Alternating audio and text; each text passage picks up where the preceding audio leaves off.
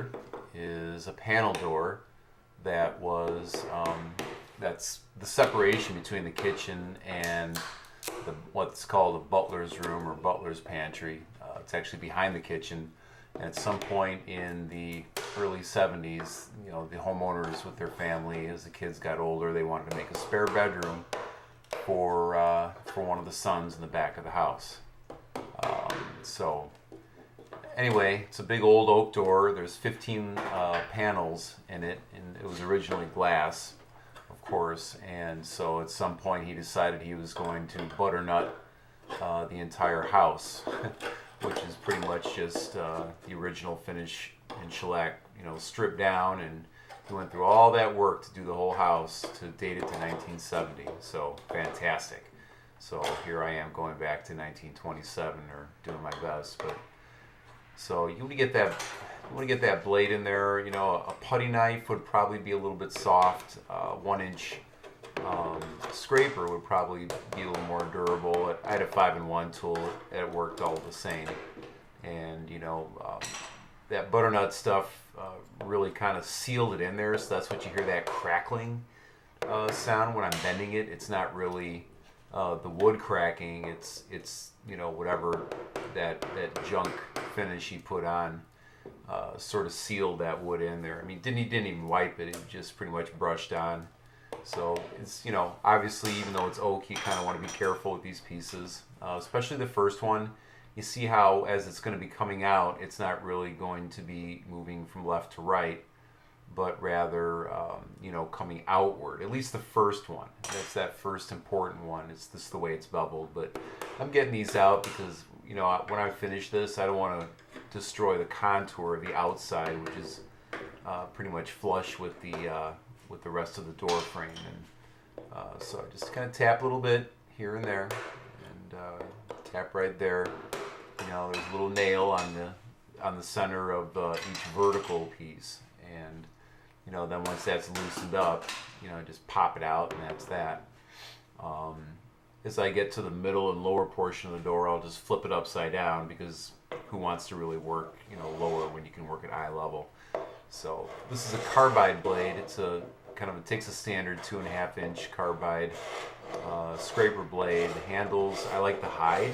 It's got kind of a rubber handle on it. It's a little bit easier on your hands as you're working over the hours. But replacement blade is double-sided. Those can go for around $13 at a paint store in the area. Sometimes Home Depot has it. Paulson's always has them. That's in Forest Park on Madison. But if you're resourceful, you could probably get them for a little bit less.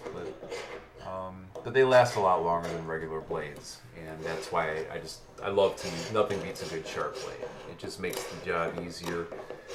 Prevents gouging. Here I'm just kind of cleaning up the inside, even though it's not going to be visible to the eye once new glass and the stops are put back in place. You just kind of want to clean it up so it sets in nice, and I'll probably go over it with some sandpaper later on. So this is a 7/8 version, or I'm sorry, 1-inch version of that same material, that carbide steel, and it's a triangle, so you have 3 sides to it, which is kind of nice.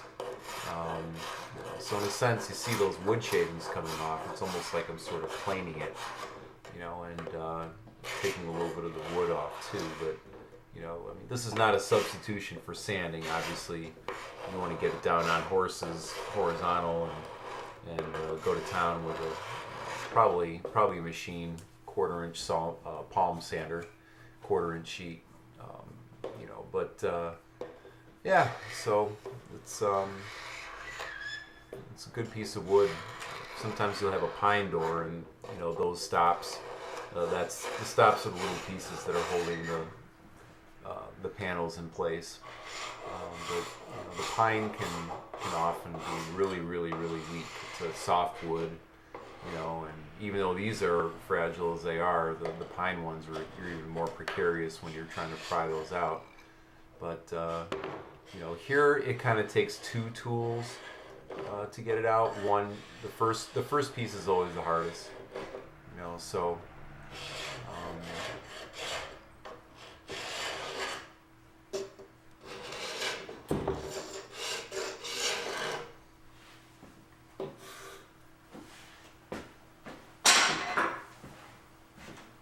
I'll get the camera off the tripod now, and you have to forgive me. I am not a videographer.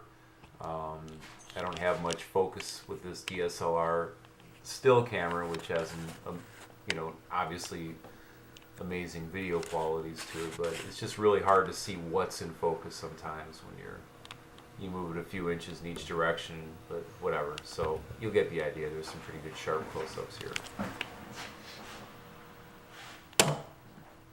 You can see beautiful, beautiful oak. Not clean, not 100%, but that's fine. Just getting these stops off you prevent you damaging them as you go to sand the entire door.